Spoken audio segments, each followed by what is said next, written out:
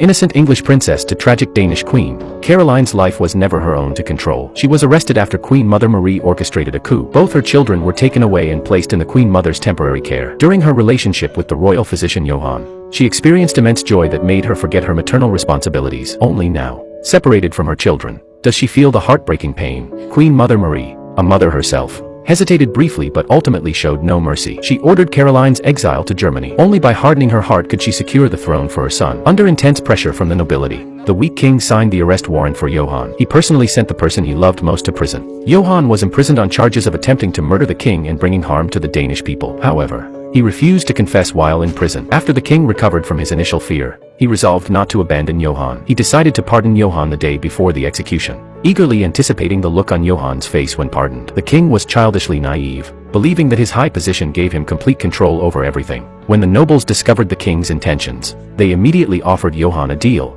If he would write a confession acknowledging God's existence and upholding noble interests, he would be released without charges. Johann's convictions weakened along with his failing body. This time, he chose to betray his principles and acknowledge that God created the world in 6 days, but the nobility never intended to spare him. Without the king's knowledge, they moved the execution date forward by 1 day. Historically, few reformers meet a good end, so Johann's fate wasn't surprising. Still, he feared death and regretted leaving his reforms unfinished. As Johann was led to the guillotine, surrounded by crowds who had come to judge him, he couldn't hold back his tears. Before the blade fell, he finally realized that the people he had tried to help felt no gratitude. In his final moment, all he saw was Caroline through the rain. Sacred and inviolable, all the beauty in his life stopped in that moment. Caroline, protected by her status as an English princess, was exiled to Germany rather than executed. However, within just a few years, she died from an infectious disease at only 23 years of age.